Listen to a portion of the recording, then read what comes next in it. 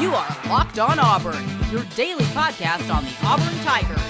Part of the Locked On Podcast Network, your team every day.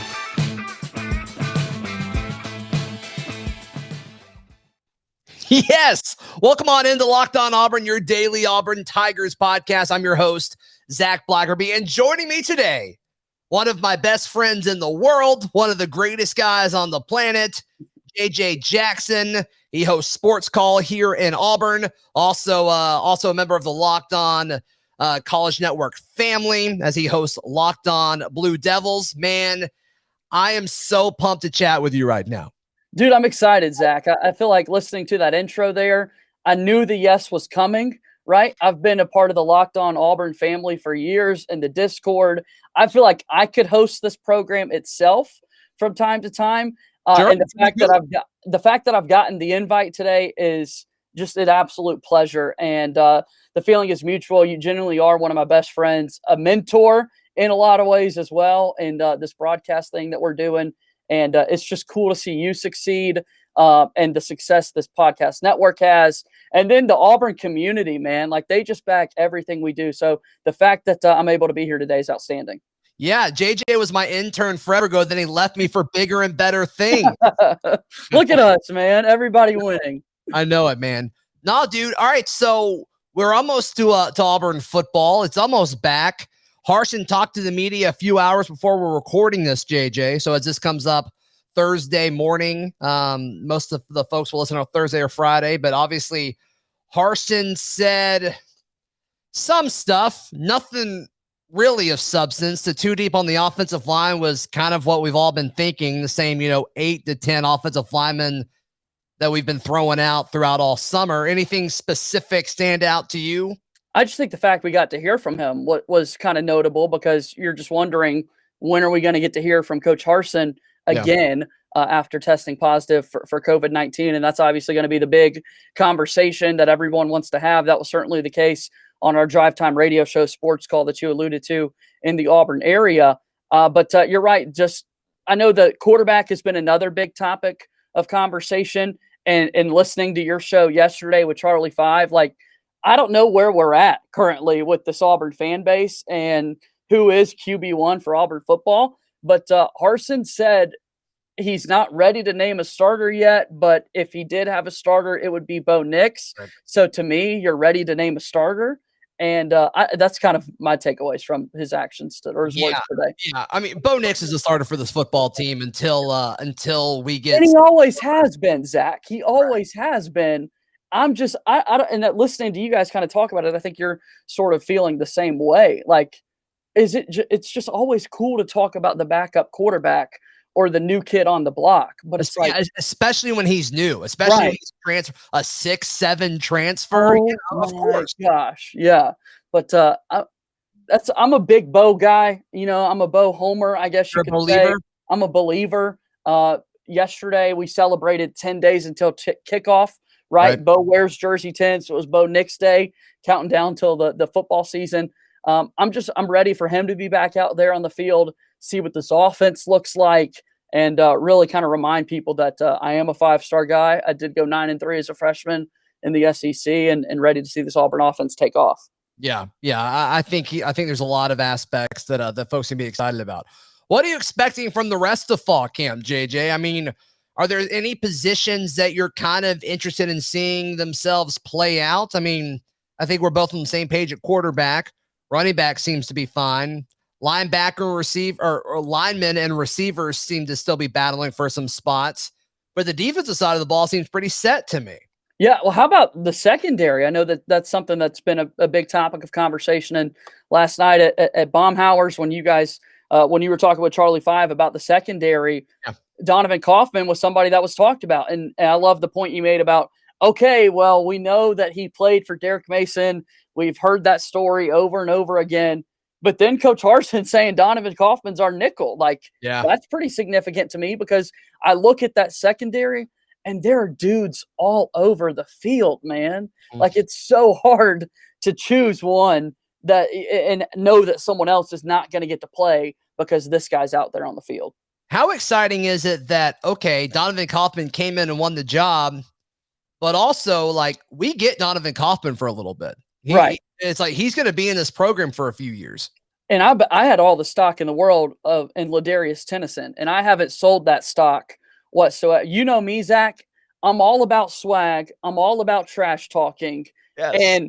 And very, very limited playing time. I saw that out of Ladarius Tennyson, and I know he's still going to contribute to this Auburn football team. But the fact that Kaufman comes in after only playing 1 year of college football and still has all this playing time left, at nickel this year, Smoke Monday leaves. I'm going to go to the back end and call the shots for the rest of my Auburn career. Oh, yeah.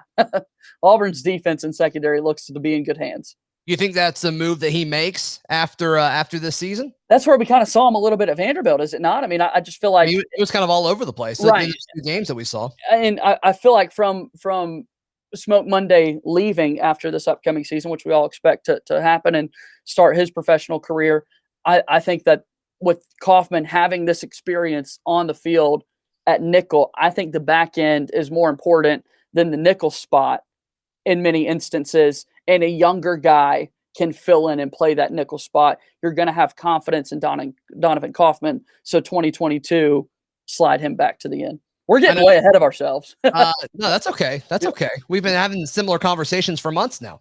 So you love swag, you love smack talk. Donovan Kaufman's a quiet dude. Are you still going to be able to get past that and still appreciate what he's doing? I'm going to find a way to, right? The fact that you follow your defensive coordinator or your head coach, who's now your defensive coordinator. Right. He's wearing number 1, right? Or am I dreaming that? I think he's going to be wearing. Your mind? Yeah. You kidding me? Yeah. Number 1's going to look great on him.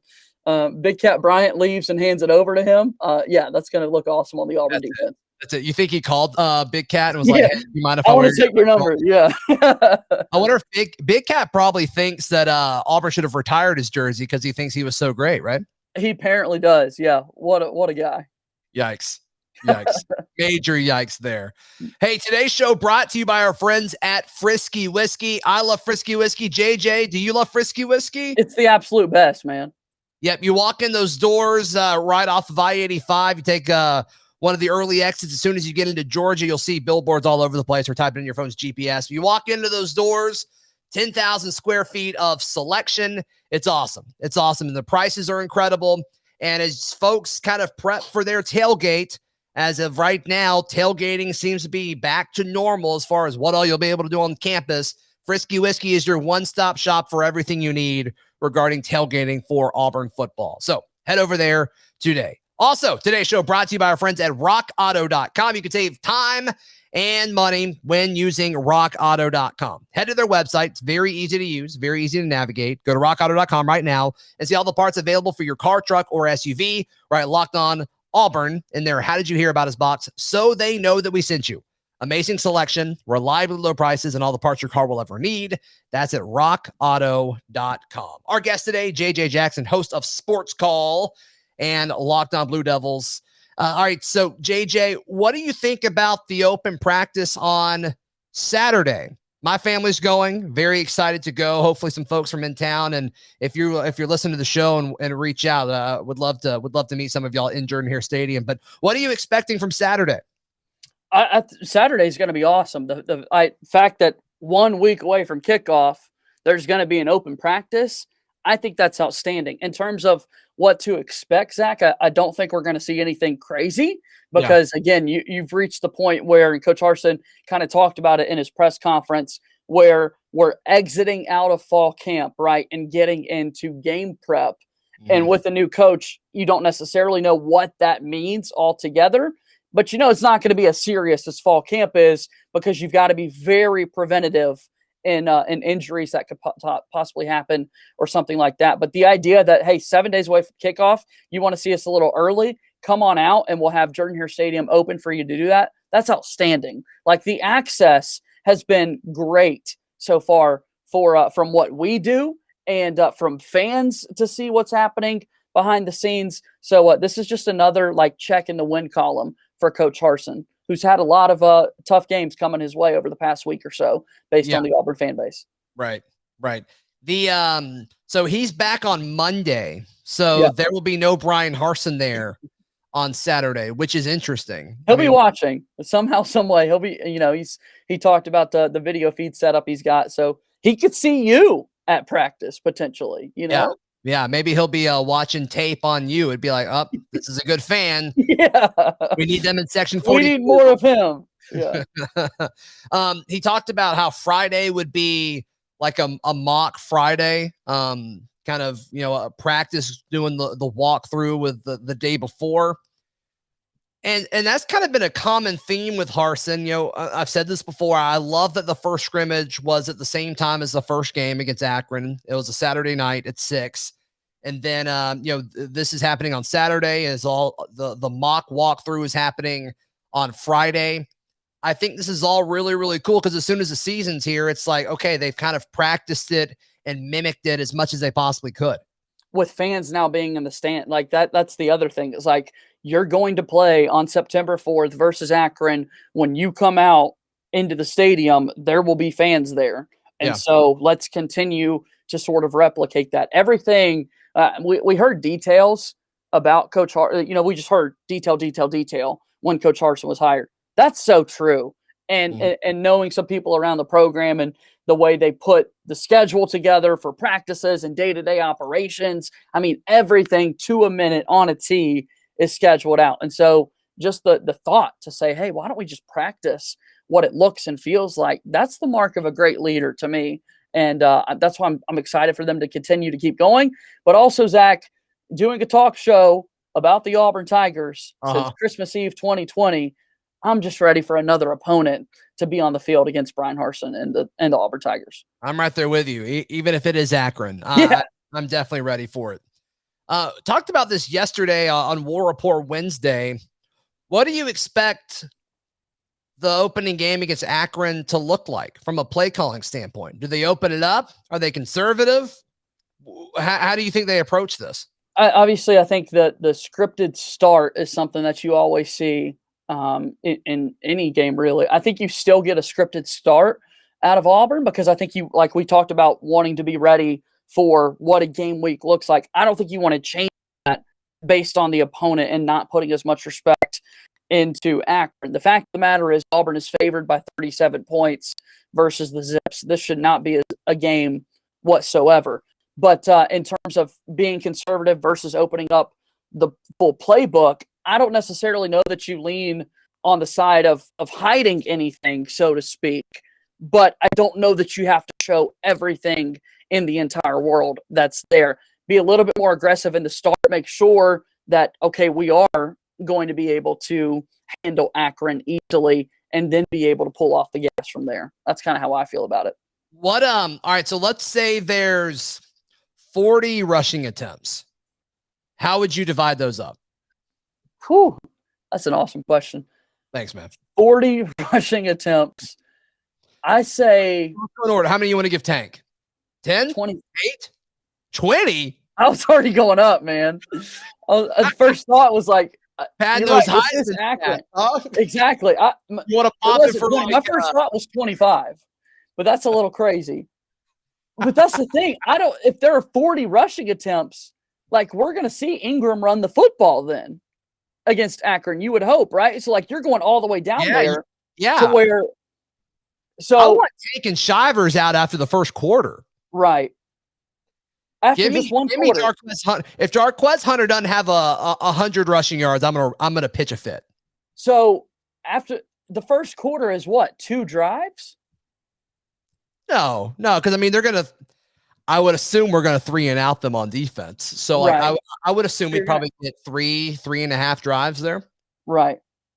And you really want them done after the first quarter. What do we get out of one half? John Shivers in there. Okay. All right. I understand. I see your line of thinking, but also sitting here, like, you're right. 3 drives maybe in the first. That clock's moving, and I haven't answered your running back carry distribution question. I'm kind of dancing around it. Yeah. 15%. 15%. I'm jumping in. 15. So not 20. Not 20. Dude, I would love that. If they were just all in, like, we're just going to ride Tank. He's going to get 2,000 rushing yards. It's going to look. 1,000-yard running back was always the big craze, and that streak has kind of fallen off. So let's start that puppy back up. Yeah. Well, if he's getting 25 touches by the time Auburn goes to LSU, if he's getting 25 touches, it's already done. It's already done. Let's say 15 for Tank. Okay, 15 for Tank. All right, how many Shivers? Right behind him. Yeah. All right, give him some run. Okay. And then Jarquez, I think, would be right behind him, probably 7 or 8, maybe. Bo is going to have a couple, I think, whether designed or not, and then Ingram after that. Yeah. Gotcha. You kind of feel the same way? I think there's going to be – I think the combination of Jarquez and Ingram, there will be more rushes between them than Tank and Shivers in the first game. Yeah. I think they're going to want those guys out. Right. I mean, I get – I mean, JJ, there's that balance of you want your dudes in there to make sure they're fresh and they're ready and all, but also there's the whole like big elephant in the room of both these dudes of like they got hurt last year. Right. And like I don't think either of them are injury prone. I think it was just fluky, but that just kind of shows that like running backs can get hurt doing anything. I mean, the play where Tank went down against Tennessee last year looked so harmless, but I mean, apparently messed his hip up pretty bad. So I just don't see the upside of putting those guys in there unless your strategy is like, man, we are going to stat it up for Tank Bigsby. Set the world on fire, man. Yeah. Yeah. No, I think you're right. I think that obviously you want to take care of business first and foremost. But if you're able to get the starters out of there as quickly as possible, get ready for Alabama State the following week. That's the win-win, because the injury concerns for Tank are obviously legit, and Shivers the same way. We've got more of a history with Sean Shivers, but going from 10 games back to 12, I mean, it's going to be a gauntlet to get through an entire season. Today's Locked On Auburn is brought to you by our friends at betonline.ag. It's that time of year again.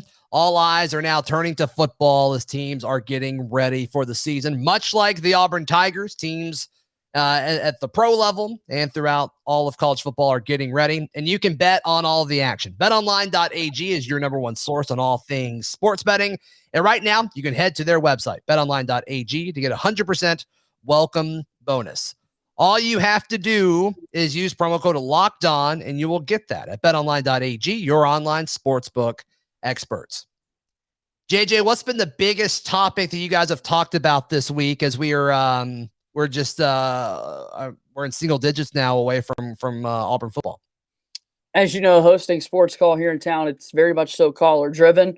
So whatever they want to talk about, the Auburn fan base wants to talk about, is kind of where we steer the show, Zach. And unfortunately, the biggest topic of conversation has been COVID-19 and vaccinations versus no vaccinations, and how Coach Harsin stands on the matter versus doesn't, speaking up on it versus not. Derek Mason opening up about his breakthrough case of COVID-19. So not what people wanted to hear, but that's kind of obviously a big topic of conversation right now.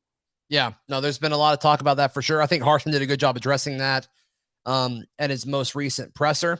He looked great. He sounded great, and he talked about this too. I mean, it impacts everybody differently. So fortunately for him, he seems fine. So that's good. Asymptomatic the whole time, that's going to happen. And this is just, once again, like we saw in 2020, something you're going to have to deal with. Look, I hope that there are no postponements or anything like that, but that's why I want football to be here, Zach. So I think watching the product out there on the field will continue to be an escape for somebody. So I feel bad bringing it up, but that's honestly what a lot of people have been wanting to talk about getting into the season. Yeah, it's a big part of the offseason right now. As far as let's talk about wide receivers. I haven't really done that much this week on the show. Sure. You had to pick a starting 3. Who are you going with? Demetrius Robertson's going to be out there for one. Okay. Elijah Canyon will be back out there as well.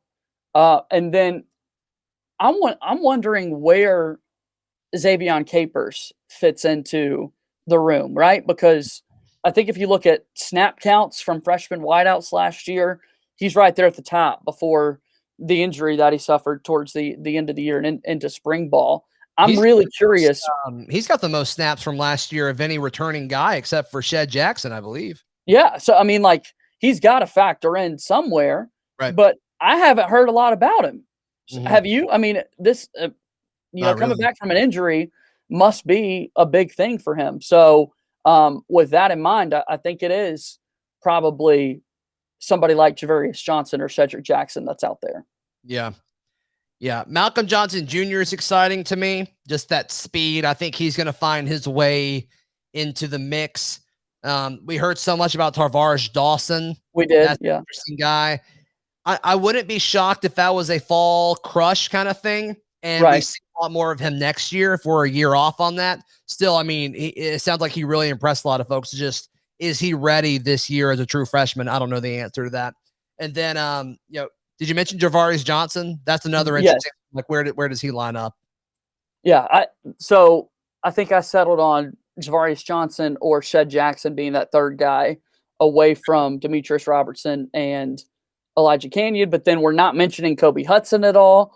We're not mentioning Kobe Hudson is one of the bigger stock fallers of fall, and I hate that because I mean I've kind of been high on Kobe Hudson since spring. You lead his fan club. He's a natural wide receiver. It sounds like he's struggling with consistency, and I hate it. I hate it for him. Not the mark of a natural wide receiver. We got to work on that, Kobe. Yeah. I mean, has he been the biggest stumbler as far as stock goes? Can you think of a bigger one? No, I mean, because I think when you look at the last year's freshman, Elijah Canyon came out of nowhere in the bowl game, right? Like, we were not talking about him. We were talking about Xavier Capers and Kobe Hudson, and we saw more of Capers throughout the season than Hudson, but still you felt like Hudson's stock would really take off when Schwartz and Seth Williams, Eli Stove exit the room. That hasn't happened. So the fact that there's not as much talk about Kobe Hudson is concerning. There's not as much talk about Xavier Capers. That's a little concerning. So targets, I wouldn't even know where to start in terms of what projecting those could look like.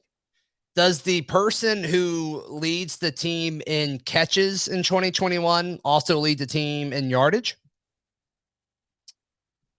No. I don't think so either. I don't know why, but I don't think so either. Yeah. I don't know why I think that way either, but I don't see just one guy that's going to be the guy Auburn feels like they have to throw the football to. But man, if Demetrius Robertson could turn into that dude, Auburn's going to be so good. That's a swaggy guy right there. Who has the most swag on the team, JJ? Whew. Shivers has got to be up there. Just give a stream of consciousness. Just start naming guys you're thinking about. Shivers does. Tank Bigsby does for sure. You know, Sean Shivers does endorse Locked On Auburn, right? As he should. I mean, this is a wonderful podcast. Right. That's a great decision that Sean Shivers made. Brandon Council, like I can list off the Locked On Auburn guys because the fact you make that decision to partner with a podcast like this is as swaggy as can be. I made it work. You don't have to worry about that. Yeah, I love that. Roger McCreary, Bo Nix. It's a team full of swaggy dudes. Roger McCreary's swag is vastly underrated. It's just unspoken. Like, he knows I'm the man. I don't need to be talked about a lot. We talk about the secondary. We talk about the corner opposite him because we don't have to talk about Roger McCreary. Yeah. No, Roger McCreary's the man. My dog is digging up something on the bed in the background. Having too much fun. I do see that. Yes. Yeah. I forgot he was in here. That scared the mess out of me.